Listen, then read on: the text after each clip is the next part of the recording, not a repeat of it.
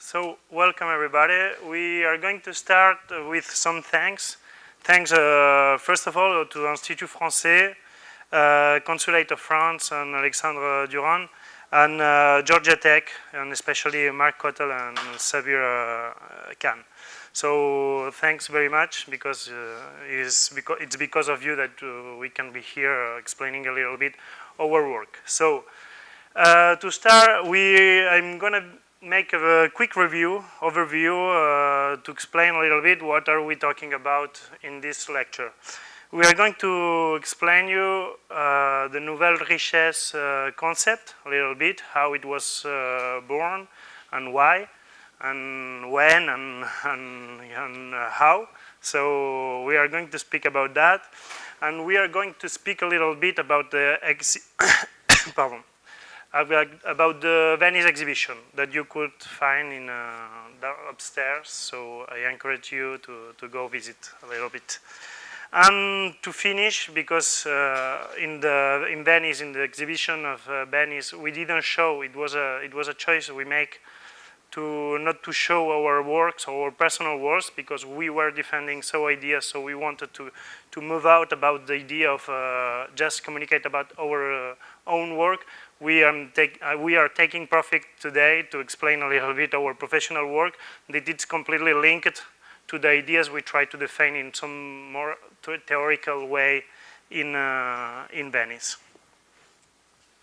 All right, so Nouvelles Richesses is like, it's a project, and behind all projects, there is a birth, there is like a history. So ours started with an award that we got in 2014. So to give you a quick explanation, in France, most of the oldest national schools are governed by the Ministry of Culture. So, and we work a lot in the public sector. And this is quite competitive, so sometimes it's very hard when you start, like we did, just like, after the school, to start a company. So what happened is that they invented, like 25 years ago, a kind of award that every 2 years kind of picked up some of the most promising young architects in France to have the opportunity to get a better insertion into professional life. So we got this award in 2014. So yeah, here's the Ministry of Culture. And what happened is it is an exhibition at first, and then there is a kind of help to get new projects. But it was an exhibition. So the exhibition took place in the Palais de Trocadéro. It's just in front of the Eiffel Tower. And it is actually on the right side of the picture. It is where you have I would say, the Museum of Architecture in France, for the national one. So there was an exhibition there.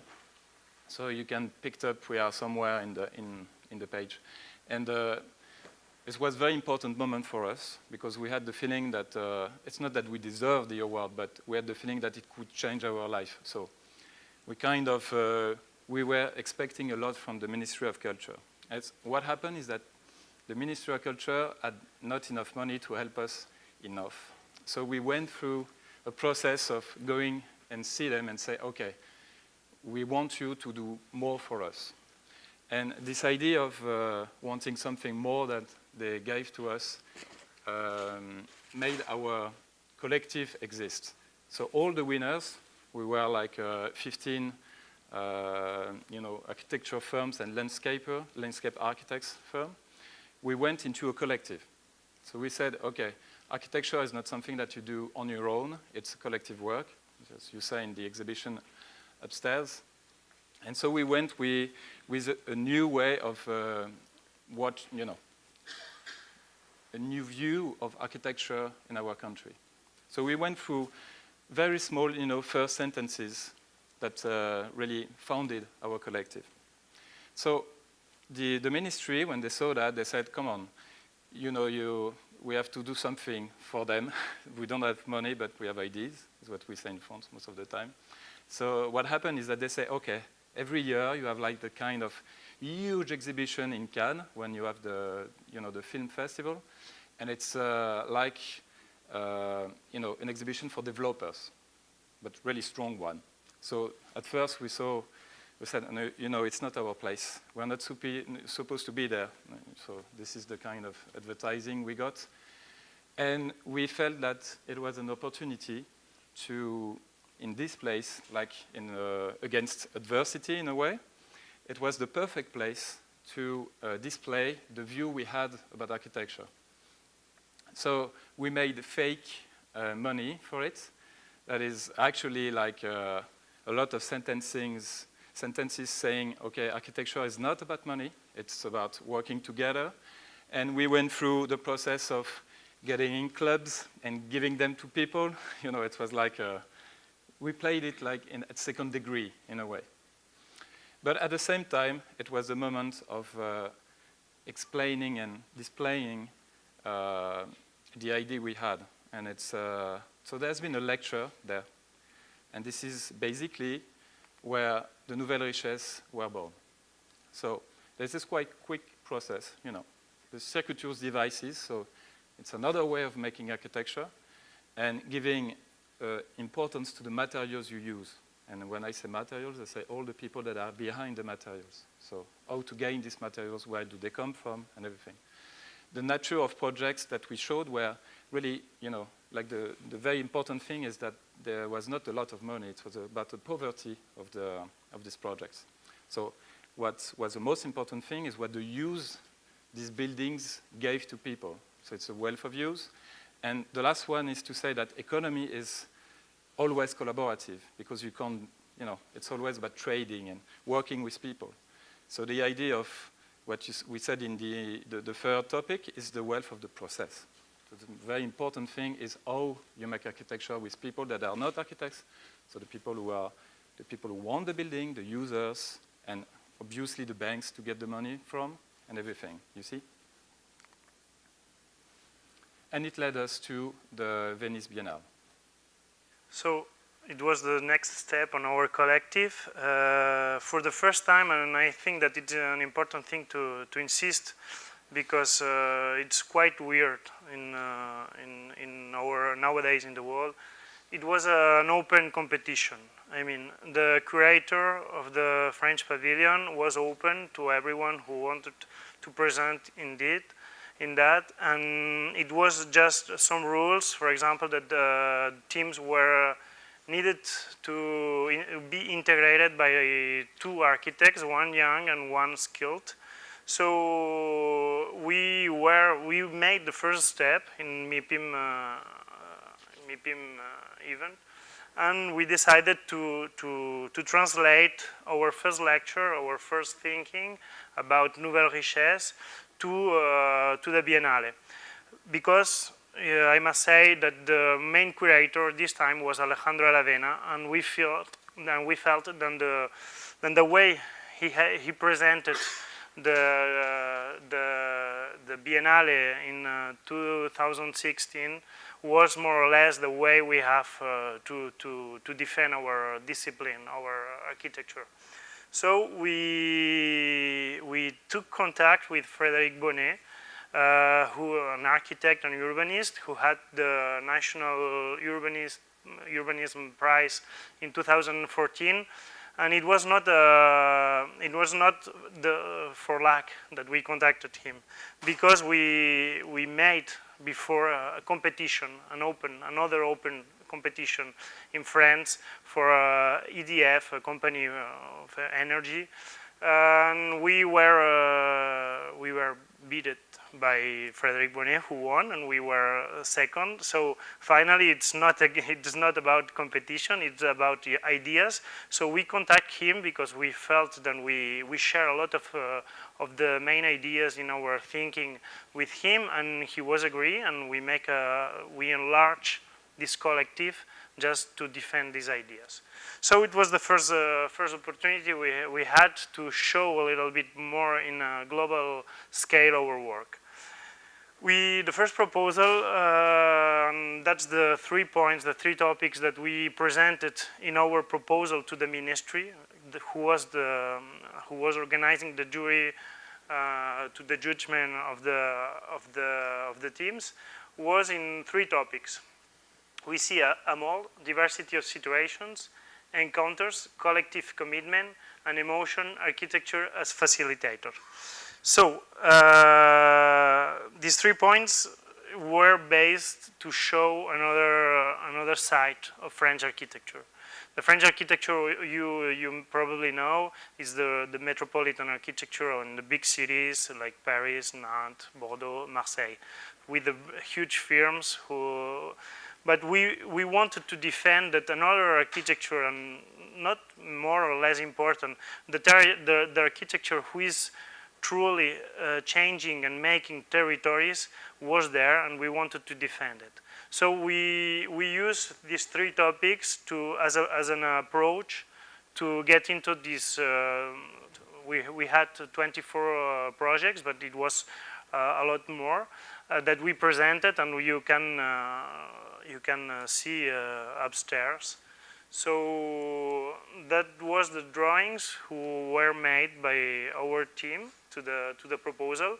You will see that our first idea, it was we bring our first idea till the construction of the pavilion. So I think that it was already so clear what we wanted to show. We are going to see, for example, this central room that we will see some photos, and it's better maybe to explain it after. So about how we wanted to feel, it was like an experience. We took the work on Venice in 3 scales, let's say. Because first one, it was the experience, the pavilion. So we wanted to shock a little bit the people about the visit. So we used in some ironic way this scenography to show the banality of the territories in France and how these little projects, humble ones, were changing and were changing in some social, economic, and architectural way. So this was the first point. Second one, it was a long-term project. We have brought the book that we made it. We were writing a lot. We were almost 20 people working on this exhibition. So we made all the texts explaining and touching a lot of thematics that we wanted to talk about. So you can find some articles about housing, about equipments, about infrastructure, about importance of landscape, and for example, as we said, the importance of materials, as, the impact on the economic local economy of architecture in the territories. So we wanted that our work remains, because an exhibition today is staying here. Next week, nobody can remember it. So with the book, we wanted as a first piece to explain and to talk about our proposal. So the third point, it was the importance, and I'm happy and I'm glad to be here to explain that, it was the importance of universities today. Nowadays, the main avant-gardist ideas come from university. So it's a time, a really important time, and we want to show it in the exhibition. We made a call for universities and for teachers in universities to bring us their projects, even theoretical ones, and the importance to show how in universities now we are developing a lot of the ideas that we can use in the professional way, in the professional life after. So you had some images, that was the pavilion, an axonometric view, explaining a little bit how we organized these rooms, with the main room who wanted to cover a little bit all the thematics, topics on the territory, and the other 3 rooms in which we explain a different approach to touch the main idea who was in the central room. And so, as I said earlier, in France, sometimes, most of the time, we don't have money, but we have ideas. So we had to make everything you see ourselves. So the book is completely made by ourselves. We made a bigger collective with photographers, and all of us went to see all the projects you can see in the exhibition. So we went to see the architects and the users, and to have a real perspective of their work. So here is like some pictures that you can see here with, this is Jordi, I think. You can see Jordi again, or Jordi is everywhere. And so it's a very important part, because when you see an exhibition, you always see the results. But sometimes in life, the most important thing is the process. The result can be wasted or a good one, but it doesn't tell you exactly how the process was. So it was important for us to show you this. And this is the result. So I don't know if some of you went to see the pavilion, but there is like, as Jordi said, this thing here is the urban sprawl. It's the way we see it. It's the way you put all this asphalt everywhere on the territories just to be sure that the people can reach their houses with their cars, which is something that now in France we try to fight, to be honest. So we wanted this first place, to see the thing that it was invading our territories. So the main idea of this first room is to show you this. But it was like a lot of panels and working like billboards. So they were intentionally looked like billboards.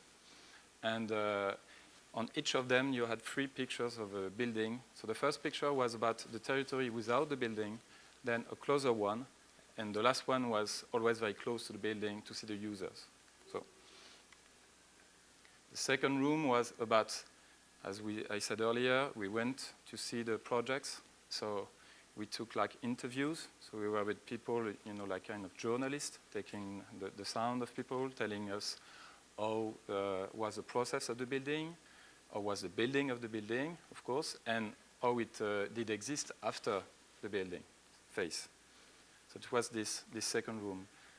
This third room was about the know-how. There's one thing that we have to be aware of is the more we use like industrialized and prefabricated things, the more skilled we become. So the idea was to show that for the architects that try to work in a way that they don't use these industrial components, and they try to make all the time like a craftsmanship use of things. So that was the idea of this one. And I think we missed a slide, but it wasn't very easy to showcase. It's the place where we call it the mold, or the terreau in French, which is a word we use for the vineyard. So it's for instance, the cheeses. It's the idea of all these universities and all the people working in architecture all over the territories that had something to say about architecture. So you had like 200 projects displayed. So they had a place to show their work. Most of the time it stays in the universities. In the best times you have like a kind of catalog, and that's the end. So here they had the opportunity to be in the French pavilion in International Biennale, which was a very important thing, and they were really proud of it. So as you see, it was a collective project. So after the opening, we were all of us, celebrating. And this is a map of the projects we displayed in the Biennale, and it's actually a website that you can visit that is both in French and English. And you can have more information about the projects. And it's really used by the architects and the users, which is really something important, is that the users really are happy. The politics and everything, they're really happy to see that their projects is on this map. So it's a good thing, when users are happy to be in an architectural international biennale, which is not very, it's not very common, at least in France. And here is the book that we made. That you have we have one here if you want to see it afterwards, and that kind of gather all the work we did for this exhibition. So after an overview on the exhibition, we are going to speak about the professional life. We are going to speak a little bit about architecture. It's important to say that all the main ideas, all we were defending in the exhibition, we will find in some way in our projects.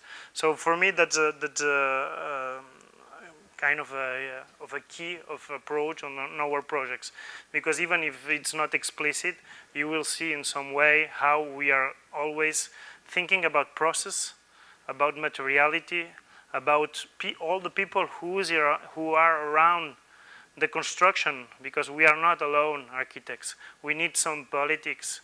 We need some developers, maybe. We need a lot of people to make it possible. So you will see these recurrent topics in our work.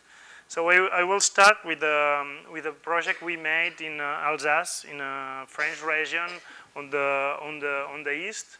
It was an open competition that we won in 2014, I think. And it was for a urban plan and for a first phase of an architectural project. So you can see a little bit. We wanted to make in some way to give a little bit of urbanity to this little town who was in Mutterzolz, kind of a difficult name of town, and that was it. You will see that we had 5 units, and we have constructed the first one, who is signed with marked in red. So it's important to say that we were completely inspired by vernacular architecture. We were talking that materiality is important, but in some way typology is important too. So if you see in this photo, it's quite interesting because of the typology of these constructions. We realized that in all the Alsace constructions, there were always a node, a core in between all the buildings, who was this space, who was an hybrid space where everything is possible. I mean, we saw some people repairing his own cars. We were people doing some kind of parties. And it served at the same time to bring people to their homes. So the way to construct it, it's a kind of a core who is growing and growing depending on the flexibility of families. So for example, in this image, we have a family living there, the son of the family living in the left way, and some other people living and renting an apartment in the farther part. So we inspired in this kind of spaces to propose in these units who we presented this kind of composition. We made 2 buildings, and this huge space, not huge, but quite in a spatial sense, yeah. This space in between who serve to connect to people, to bring people on the first level, and to park the car, and to store some products and some things that you need to maintain the garden who propose. The important thing in this way is that we are proposing a new typology for rural housing. The rural housing, as you can find here in Atlanta too, it's the ville diffuse. Little houses with a huge garden all around and connected and extended in all the territory. So we wanted to make something a little bit more densified, and we proposed that. We were playing, we were gaming with shared walls, with all this kind of stuff, without losing the advantages of this kind of life in the rural territories. So you have the units there a little bit, the shared spaces in between, and the houses in every side that could be cut in higher to make 2 modules, to make 2 families live there, to change spaces. We were thinking a little bit about ecology. So we proposed in the way we were constructing how we can do that. And finally, you see the plan with these shared spaces and with the modules of the houses. So to talk a little bit about ecology, we were using bio-based materials like straw isolation or wood. We were using two species, beech and Scots pine. So you can see a little bit how it was constructed. And something important that I don't know, at least for us it was important, and now it's coming more and more, the triple glass windows. So I don't know, here I think that the traditional windows are quite different. So you see a little bit. We were working with all the enterprises to make some new products. And this photo is quite important because this project was a political project and a prototype. It was served as a prototype for developing the new structures on the wooden works. You should know that in Alsace now there are a lot of regional national parks like this one, where we have a lot of wood, but this wood it's not being used as a value product. So the most part of the wood are cut, send it to China, for example, and it comes back in some kind of non-value products that we just simply buy. So we are speaking about ecology because we are speaking about transport. We are speaking about economy because doing that we are able to give people work in a regional way. And in some way, we are defending a tradition of construction in a region. So that was it. That was the two spices we were dealing with. And we can see a little bit. It was a collective work in some way, because in all the process we were dealing with all the sowers, carpenters, and municipalities who owned, by the way, the forest. They were the owners of the forest. So we were dealing with politics who owned the forest, and we wanted to transform in some way with people who is working on that. So that's the final result. All the wood you see is a local wood. I think that you have enough tradition in wood here and in local works but for us it's not the same. So I think it's important to say it. As I said, Jordi was everywhere, but we were at the same competition. So he won the competition and we lost it. But it's funny that we were teammates afterwards. We're still friends. Yeah, we're still friends. So here's a project we recently did in the Centre Pompidou. So it's the National Museum of Modern Art. So it was like, at first, it was like a project that, the title of it was quite plain. It was just making stairs. But we really jumped into this competition, and we eventually won it with Benoît Sint, who is a collaborative work. So it's another architect. So here's the Centre Pompidou. So I don't know if you were there, but it is like not very far from Notre Dame. And it's a very important piece of architecture and a piece of city. It's a very important place for Parisian people. So yeah, this is the Centre Pompidou. And so this is a very strange building because we have a lot of buildings inside. So one of these buildings is the Museum of Modern Art that was actually renewed in the 80s and renewed again in 2000. So it was the 40th anniversary of the building, and they wanted to renew it again. So it was like a small intervention, but a very important one for us. So this was the idea. This was the main stair that you had to link the two levels of the Museum of Modern Art. So this was this stair. And they were not very happy about it, but because it was very steep and very not very comfortable because of the width of it. So what we did first is the study of the Pompidou that looks like this in real life. So you have a huge plan, that is free plan, with little cavities. And then you have all that allow you to go into the places where you are, when you are a user, and when you are as a worker, you go from this place, okay? So this was the location of the project we had to do.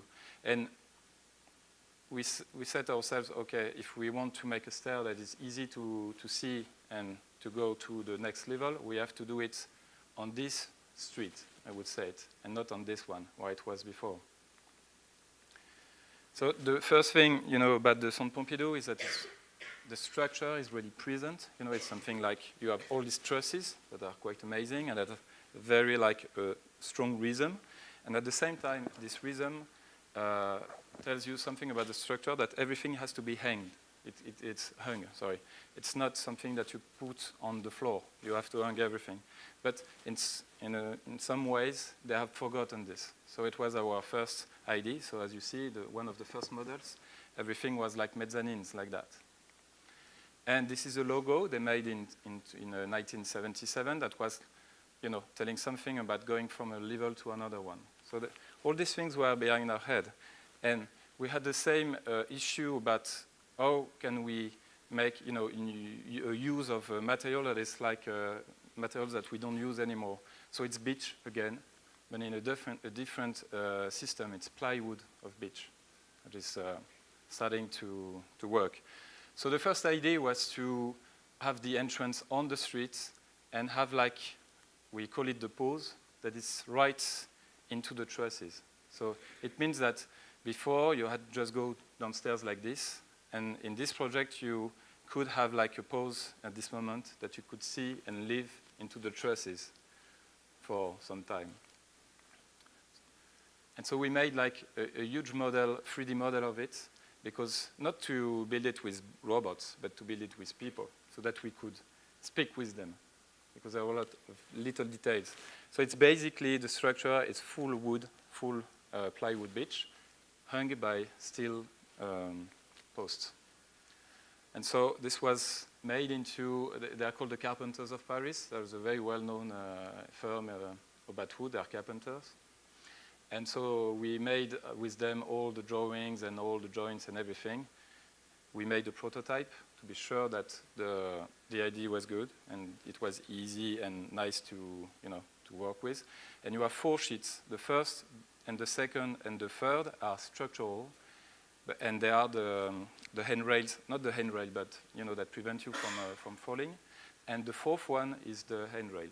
So it was quite simple, and you had that everywhere. And so we just delivered it, you know, 2 weeks ago.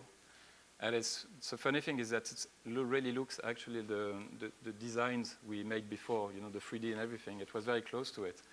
And so we hope it will, you know, give a moment inside the museum. It was a very important thing for us. The idea that, you know, it's not just a stair to go from a place to another one. It's a moment inside the museum. This is basically where you are in the middle of the trusses. So they were not very happy at first because they thought that we would see the top of these white things and that we would see all the mess. But actually we said, okay, so, you know, it's not a problem, you will tidy this up. That's what they did, you know. Sometimes you have to be stubborn as an architect. And yeah, again, some pictures of it. And this is from the light. Well, we call it the light in French, I don't know what you call it in English. It's in the middle of the stair.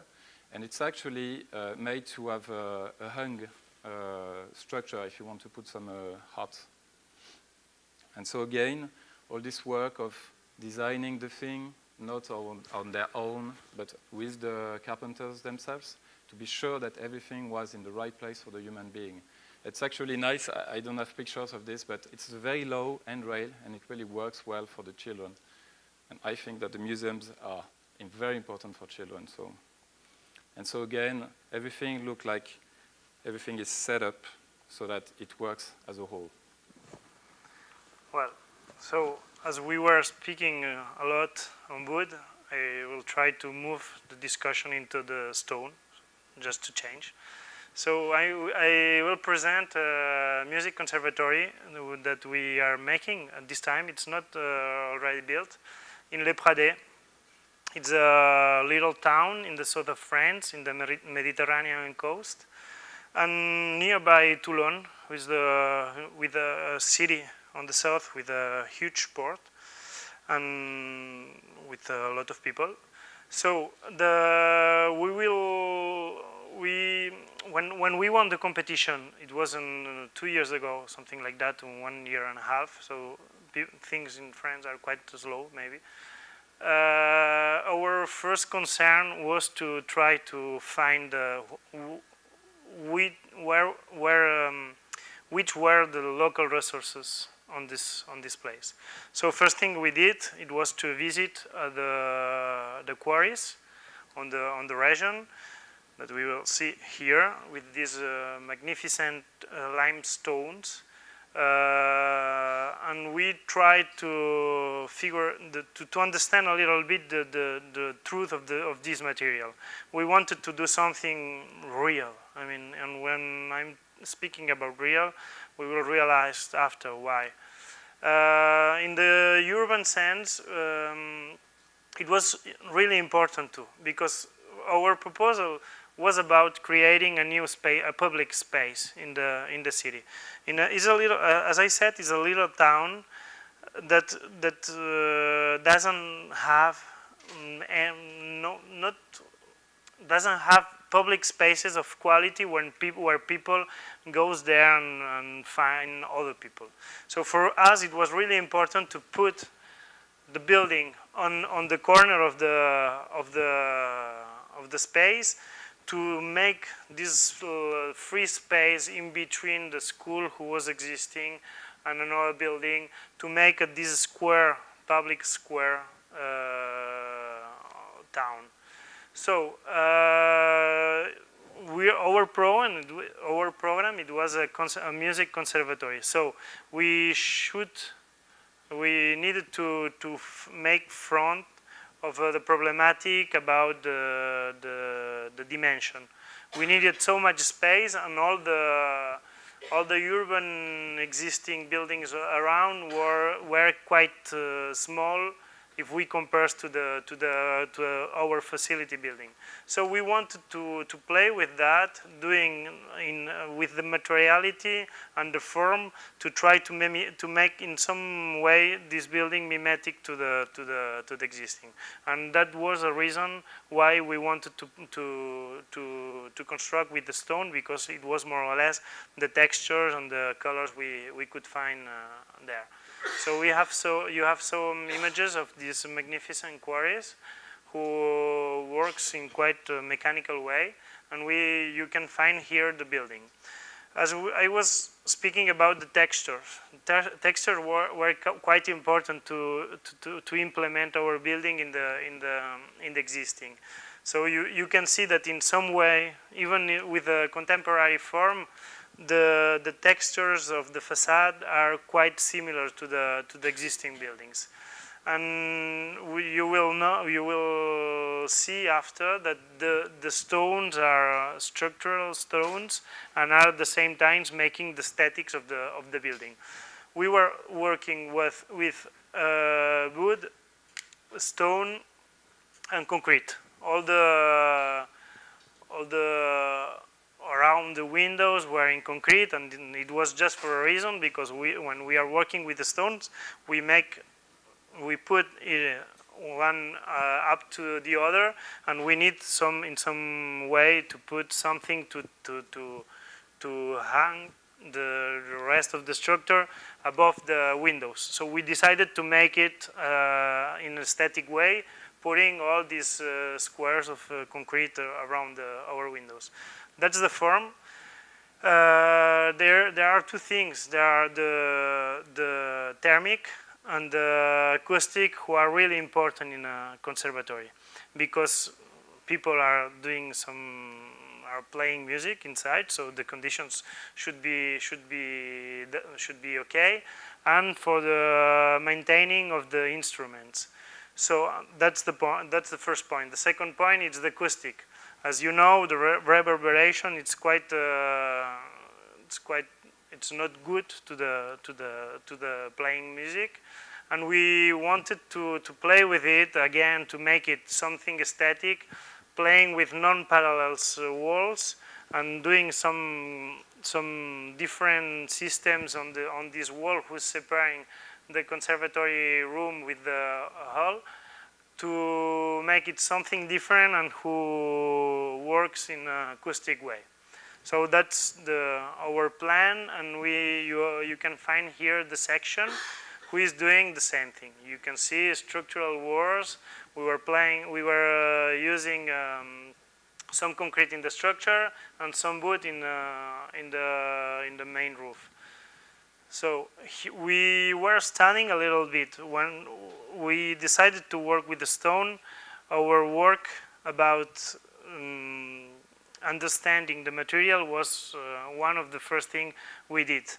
We wanted to know the dimensions of the stone, how does it works, how does it goes from the quarry to the building, and that was something that marked so much the aesthetic and the way we are constructing the building.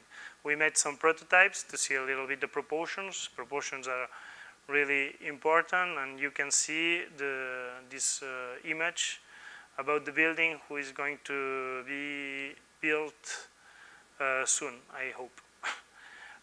Here is the interiors. There is something important. We are speaking about truth of materials, and about man-crafted ways to put it in the buildings. So we can see some details here about how we understood the acoustic details. When you are making a conservatory for the sound, you need to put 15 centimeters of isolation, acoustic isolation, and in some way a system to block the reverberation.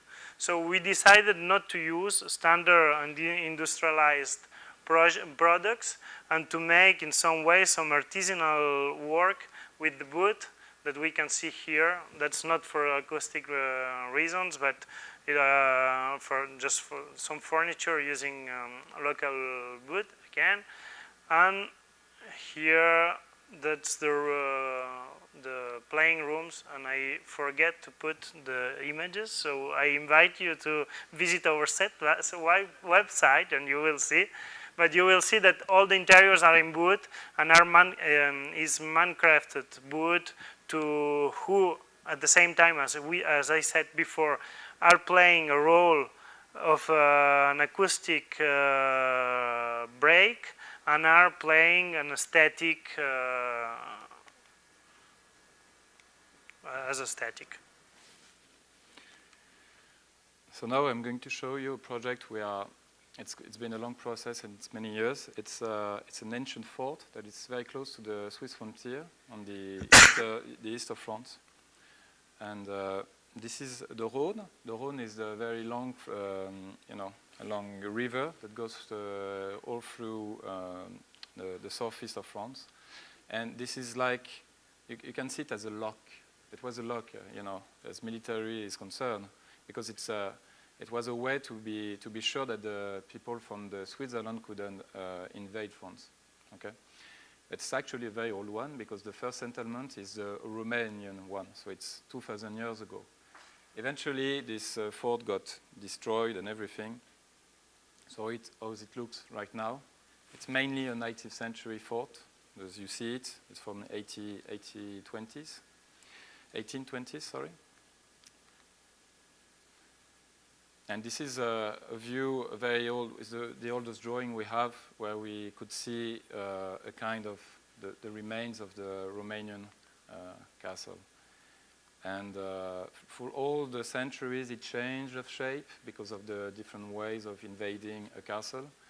And so, at the end of the Second World War, it was completely ruined and nobody wanted to use it. So it stayed like this a long time. And all the cities around gathered as a community of cities, and they said, okay, we should do something about this fort, and even if it was a closed place, it would be open to the public. So there's the whole thing right now. And so we were asked to work on this and to be able to use all the stories and to showcase the story of the fort in these places. This is actually dwellings for military people at this time. And this was the actual entrance that was like, they were not very happy about it. Besides architecture, I had like a second course in my life, and now I'm a heritage architect. So I studied this building very long, and I went to the archives and everything, and it gave us a very nice overview of the way the fort was working. So basically, what we said is, okay, we are going to remake the entrance.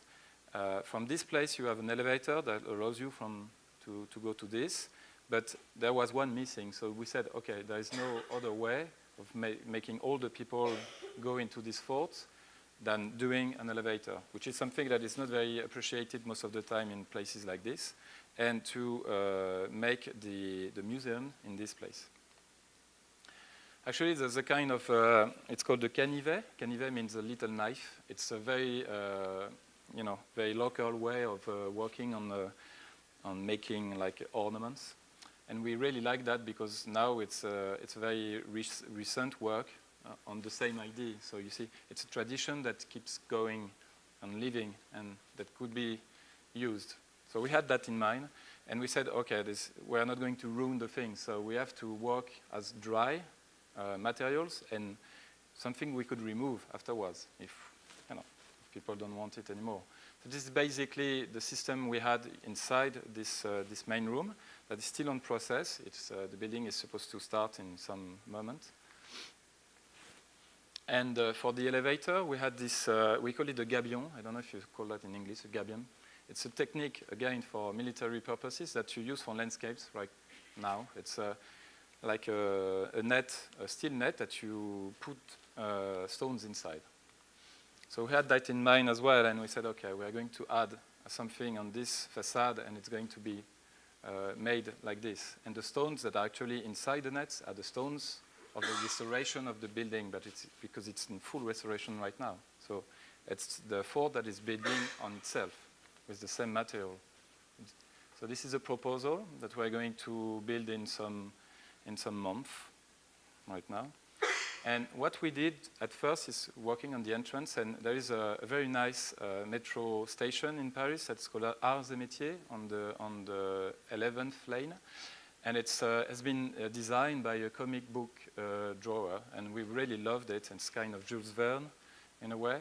And really like the way he, the vault, he used metal to cover the vault, and we really liked it. And we said to ourselves, okay, we have to have that in mind as well.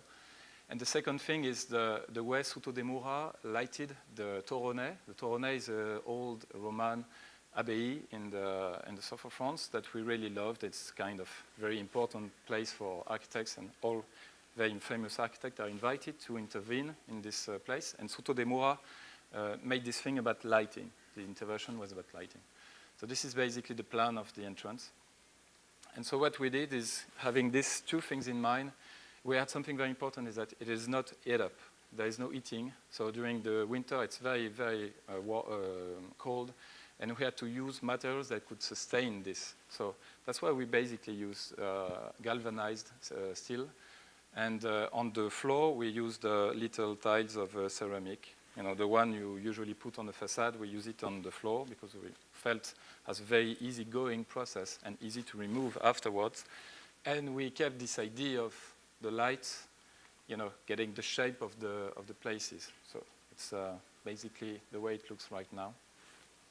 It has been, revealed some month ago. So this is going to be removed, but it's still on place. It's going to be inside this. And you have this line that goes all through the vault and really gives an idea that, okay, now it's open to the public, but before it was military purposes place. And these vaults were a way of building easily in the stone with the stone of the mountain. So it was very important for us to showcase this kind of the site intelligence that was before us, because we are just part of the process. We didn't invent anything on that. So the third project, and the most different one, was this skate playground in La Roche-sur-Yon, a city in the west of France. And I choose to show you this project for this first image. As you can see here, we cannot see the skate park, but the skate park finally is not enough important to show it as on the first image. The most important thing it was how architects nowadays are taking place as a facilitator in society. We were called for this project to make this little skate park by the city council. And the important thing is that the city council, as you can imagine, it's not their main concern to construct a skate park. They don't care about skate parks. There are a lot of other people. But there were this association of skate parks who was quite well organized in La Roche-sur-Yon, who asked the city council for some years to construct this skate park. This was the first step. So we get into the situation to work as a facilitator. Second thing, it was, as we will see here, the most important thing about this skate park was the situation. Usually skate parks are placed in the suburbs, the farther place of the society and neighbors and everyone, because it's considered as a facility equipment who makes noise and who brings, little criminals going through there. So we said to the city council, it's not like that. These people are good people and they just want to make some sport. So the third part of all the story was the neighbors, who evidently wasn't agree with us. So we should explain them that it was not like that. So we decided to implement this skate park in a jardin à la française. Shows a thing that it's quite weird, because I don't know any other skate parks implemented here in such a strong and historical figure like Jardin à la Française. And we decided it was a work to, as I said, as a facilitator. So we needed to convince the city council about doing this skate park here. We need to convince the association, because they wanted, I don't know how many square meters of a skate park, and we said, okay, we don't have enough money. Let's do less square meters, but without such more quality, and let's try to put it in the center of the town to make everyone use it, and to break in some way the idea of little criminals doing some skate park. So once we convinced everybody, the real work as architects start. So we decided to work in some sculptural way and to use concrete, because it's just on a skate park, but trying to give a simple lecture of the spaces to let everybody use it. Usually in France now, if you make something like that, there are a lot of fences, there are a lot of things that protects you to go in. So we decided to put here, for one of the reasons was there, because we wanted an open space. And we worked in this cultural way to let people get attracted about this not building, but this facility equipment, and to go there. You can see a little bit this photo.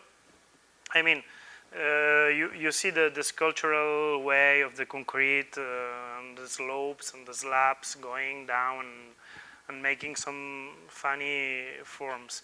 But the most important thing is that you can see one guy doing skate, Another one with I don't know how to say in English, but with the trottinette.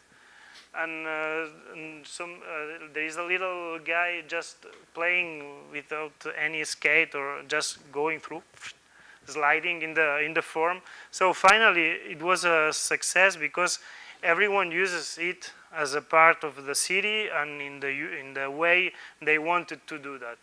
So some technical draws. It was just two concrete slabs that make all the space and let all the green surfaces free to not to have a huge impact in this Jardin à la Française. So we see a little bit every single movement. It was according to the needs of the association. Because even if it doesn't look like that, skate parks are quite technical, and all the surfaces should to be done in the way to let skate well. So that's our colleague of the Studio 1984, who is a skate lover, and he was the first to test it, and he said it was okay, so we opened. And he's still alive, by the way. That's important. So, and the final point, it was that, okay, we were making a space to the city, and we wanted, it was like an homage for the neighbors who accepted to let it here. So we said, okay, usually in the parks, in the gardens, the storage buildings are quite ugly and just some standardized products. So we said we are going to implement a storage and a fontaine in the equipment that you will use and your children could use too. So we did it here, taking advantage about the need we had to make, I don't know, this kind of a shooter for people to get the speed. So we tried to mix necessity and design in some way in this piece of wood and steel and curtain steel. And that's the last photo who gives you an idea that we were really concerned about the trees, about not destroying all the trees. So these two slabs that we decided to do, it was an answer to, in some way, to keep all the trees, and we just take advantage to take this nice photo. Okay, this is the last project, so it's not a moment to sleep. It's the end almost. We are almost there. The last one is a quicker one. It was a competition, ID competition, about how to make buildings from the modernist eras more, thermally, I would say, efficient, and at the same time to manage to pay for this enhancement of the building. So this is basically all people half of them are owners of their flats, and the other part is owned by the city. So the proposal was of the city was to work on this idea of how can you make these buildings better for thermal insulation, for instance, and make new flats to pay for it. Because the easiest way would be to remove it completely. We do a lot in France, removing all this, we call it the bar, because it's this kind of geometry of this huge building, putting a lot of flats into them. And well, there's some architects who say this is bullshit to do this. We should keep them, because they have a lot to say to us. They are very nicely made flats. They just need some enhancement. So if we would remove them and build them new, I'm sure they would be less good. So we worked on this project some weeks ago. This is this bar. So as you see, it's the dwelling. They are usually like small houses, and there were some bars. So it's one of them. This one. So this is at first sight, it's not very interesting to, or it wasn't very interesting to us. But then we went into the flats and we thought that they were really nicely made. The orientation was nice and everything. But they had this huge place here, space, you know. And at first they wanted to put all the new flats in this, building a new one. And by the way, we were, I think, 3 or 4 firms, and one of them proposed to put new buildings into that, and they won. But it wasn't our proposal. Our proposal was to remove all the cars here and to put them inside the slope in like, it wasn't really parking. It was half parking and half workshops. So we had in mind this amazing work of Lacaton and Vassal in Paris. That is a tower from Raymond Lopez that was built in the late 50s. That has been renewed in the 80s or 90s. I can't remember. That was really disfigured to my taste. And the proposal of Lacaton and Vassal is to put new outside spaces. And we thought that as a very clever idea because it's easy to do that, because you can make like a big coat, outside thermal insulation, and it's far more efficient. So we went through the idea of using, we call it chanvre, I don't know. Weed. No, it's not really weed, but it's the same as the weed, but that you don't smoke, you know. It's the one that you roast to make the ropes. Yeah. So it was more cool weed. Yeah, definitely. So we call it concrete of this material, and it's actually made of chalk, of pieces of wood and this thing. So the idea was to cover all the building with this and to add to the actual space, outside spaces, a larger and more convenient space that would be not fully insulated, but half of it would be. And you had the opportunity to have like this glazing that you can remove completely on the southern part, and to do this kind of configuration. And at the same time, we would put elevators, because most of the people now are elders, and they don't have, you know, at some stage it will be very painful for them to go to their flats.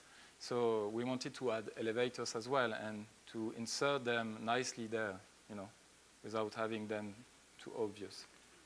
And on the northern part, we would put, this is basically wooden, you know, structure with this concrete on the top of it. It's not cement concrete as you kind of guessed. So this is how it works. This is the old building that is in black, and the new, you know, the new coat that we put all over around it that is in red. So it's quite straightforward, you know, proposal. And this was the car parking that had been that would be renewed as a flat. This is basically the idea, and everything was supposed to work as natural ventilation, so no motors at all, because the insulation was so hard and so, you know, good for the building that we didn't need to have like motors making the ventilation. It's called natural ventilation. The building at that in the 70s, they forgot it because they put motors everywhere. So the idea was to remove these motors and to put this natural ventilation back.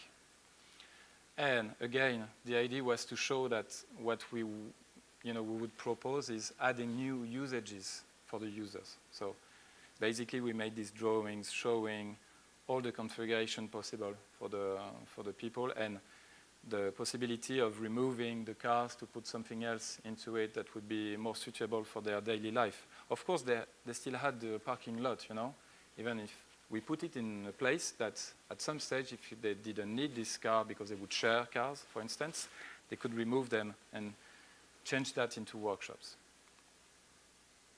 But that was it.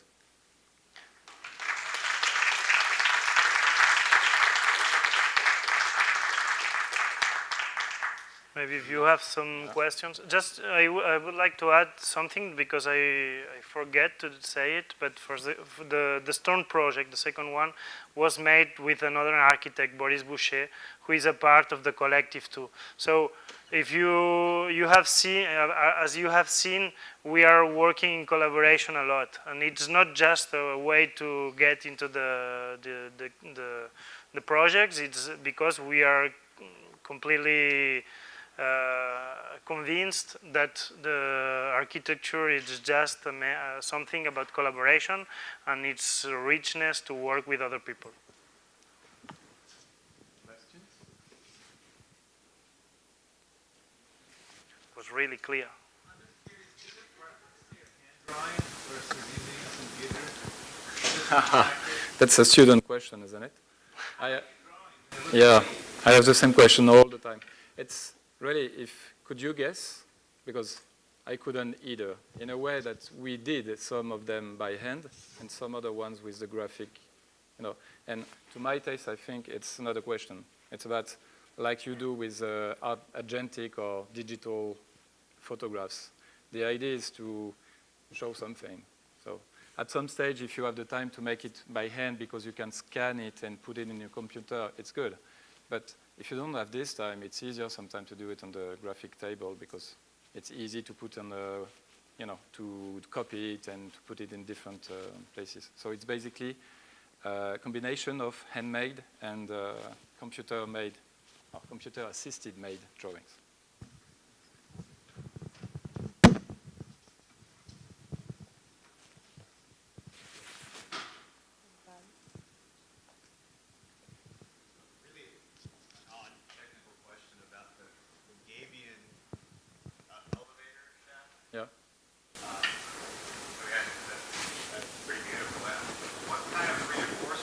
In the gabion? It's basically steel beams, steel posts and steel beams that you don't see because it's exactly in between two skins of gabion. It's just like the stairs I showed you that is completely hung. It's actually, I don't know what you call that, but it's horizontally attached to the building, but just to be sure that it doesn't fall like that. But actually the effort is very weak compared to the vertical one.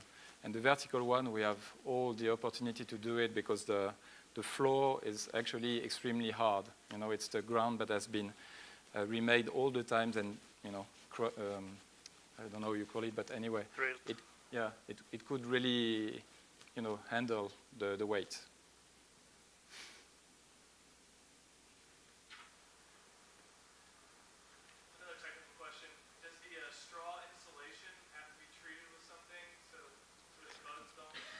No, in fact, there is a company in France developing a little bit this product as a product for construction. So it's kind of treated, but not with chemical products, let's say. It's just la poussière. The dust. The dust. They took the dust, and there is no problems neither for the insects because the straw is really, really compressed.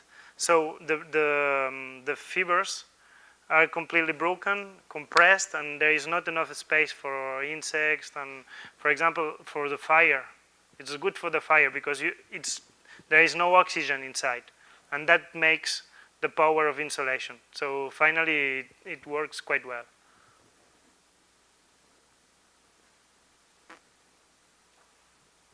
You just hello, guys. So you guys seem to focus on craft and making things in your projects. How does that affect the scale of the projects that you choose?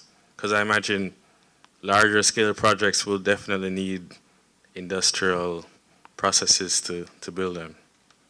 No, not exactly. I mean, there is something about the scale, and I like that it's a really good question, I think, because you saw that projects are quite, let's say, small, but not so much, and quite humble in some way, But it's how to say, industrialization, for example, of products has nothing to do with the scale. I mean, you can just optimize some processes, but making it in some artisanal ways. I mean, it's not a question about the industrialization. It's a question about how about the standard products. You know what I mean? I don't know if I am explaining well. I mean, it's just about the creativity of architect to take something and put it in the construction in some way. Not taking a product who is made by, I don't know, I'm putting like, because it's a product for the roof, so I'm putting here in the roof. I mean, it's this way of using our capacity of make assemblage, assembly something in the construction we are trying to defend. I don't know if my English helps me to answer. Actually, I think it's the opposite. And I have an example that we are working on that it's far bigger than the ones we showed you. And it's renewing of schools. You have a gymnasium. You have something for the elders. You have something for the kindergarten. And it is actually, because it has a bigger scale, that you can afford having craftsmanship things. Because, for instance, the doors that are in the building, they're all the same in all the buildings, but they are designed for these buildings. So in the end, it costs even less than the one they would buy from big companies, because something is sure, as the big companies, they get a lot of money with what they do. You just have to see how they live, you know, the guy from the board. They live very well. So it means that they have, you know, the part that they gain from their products is huge compared to what it costs them. And it's not the same with craftsmanship, because the small companies, they just hire more people to, you know, for this building, but they still do it in a very, you know, local and craftsmanship way. And they can afford it as well, you know, doing it like this. And they give, you know, they earn enough money to live comfortably. Not as much as the ones from the board, but still they do. There is, it's an example, it's prototypes. I mean, in a little project, you go to the company and you said, it could be nice to make a prototype to see. There is not enough money and not enough gain to let company make a prototype. If you are making a project, as Grishka said, where you have 4 doors or 400 doors, it's not the same. The company for 400 doors, he will say, okay, let's do a prototype, because for the other one, making a prototype, you know, it's just 1 of 4. So it's just You guys also have this contextual approach where you take materials from the surrounding area and make these buildings. Do you also engage local craftspeople and the local community to help build these things as well? Yeah, but that's the main idea of, I mean, it's not to be like independentist or saying, okay, we are just going to make buildings with our families and I don't give a shit about the other ones. It's not the idea. It's the idea that, you know, there's a big risk when you take things that come from very far, that you have no idea how it is made. And if this thing that comes from very far is less expensive than something that comes from very close, to my taste, there's something strange. It should be less expensive because it's close to you. And before the transportation revolution we had in the 18th century, this question hardly existed because you had to build with what you had. I don't know if you went to Paris, but you can visit the catacombs, and the catacombs you see where the limestone came to make all the buildings. They didn't, you know, it didn't come from the south of, I don't know, Sicily. See what I mean? It's you know, I think it's a huge idea behind is to have the opportunity to work not with boards. You know, I'm really, you know, sensitive about this, but they don't give importance to craftsmanship, or they just want money. And we think that architecture, the money is just something you need at some stage, so that people can live from what they do, and that you can make the building. But in the end, we shouldn't talk about it anymore. As it is in, the economy is about that. Economy is about sharing. It's not about getting more and more money than the other ones. This is not economy. This is something else. It's called capitalism. The answer it's why we named the exhibition Nouvelles Richesses, New Wealthes. So it's a different way to see the way to do. I mean, not in a monetary thinking, in a way that when you are doing something, that means something, and what you are producing, besiding the value, the monetary value, if you are playing well the booth, doing something beautiful, that means something. So the value we are adding to the projects, to the materials, to the products, for us it's quite important. It's in some way beside of the monetary. Let's say that we have been raised in a way in Europe by some very important builders and architects who call themselves humanists. And for some moments we forgot this idea.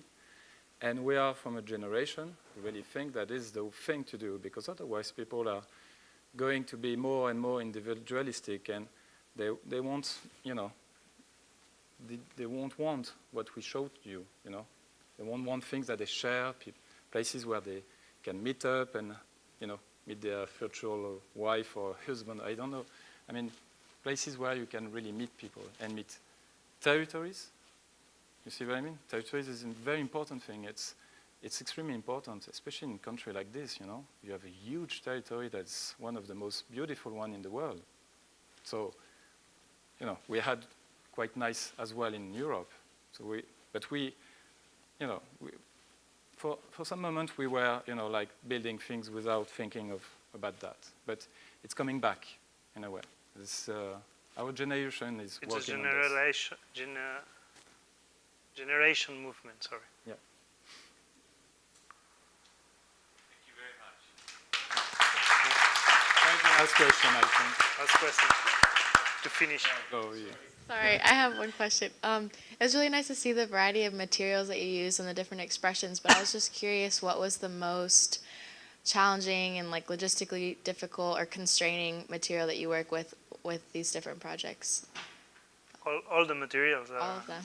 Yeah, I would say that wood, it's a really technical material. I mean, maybe just for the details, for the stone, but every single material it's quite difficult because you need to understand the material to use it in the good way. But there are some materials that, for example, I mean, one huge question in buildings is water. How do you protect of water? How do you protect? Nowadays, another thing that we are working with is air. So you should do hermetic spaces for the thermic questions. So every single material, it's quite have their own characteristics that you should understand to put it in the good way. But for me, I think that wood, it's quite technical material to put it, because there are a lot of assemblies, there are a lot of, you need to know really well all the materials, and because finally it's not like a stone wall that you make the stone wall, you think at the isolation, it's not as simple as it seems, because there are a lot of seismic problems, all this kind of stuff. But finally, I don't know, everyone and maybe a little bit more wood, let's say. At the same time, there's a question of know-how, and it's just not about the contractors, it's about the architects themselves, because we have been, reinforced concrete has been invented in the, late 1880s in France, and it's something that now it's spread all over the world. And so we have been taught in our schools that we should use concrete because it's easy, it's cheap, and at some stage it could be nice, when you look at Louis Kahn buildings, for instance, concrete can be something noble. But at the same time, we had this pre-thought ideas about the concrete. And that's why the wood, for instance, really disappeared for some reason, from all the teaching we had and we got, and our abilities to use this material. So for sure, wood is really challenging because we really forgot how to use it. So we have to rethink about it and use new ways as well, because thermal insulation is different now because we have thermal regulation in France, and and we should be frugal at the same time. We shouldn't waste energy, because energy is not for, you know. And there is something more, and I don't know if it was clear on the lecture or not. It's important the way you assemble the materials in your work, but it's important too the way the materials come. For example, in the stone, it was complicated. It was that in the quarries of south of France, they are working in some mechanical way. They have not in this region a lot of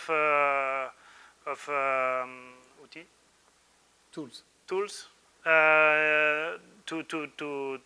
to extract it and to bring it to the project. So finally, the way you are designing it should be in the same direction as the extraction is making, or maybe your designing are affecting directly.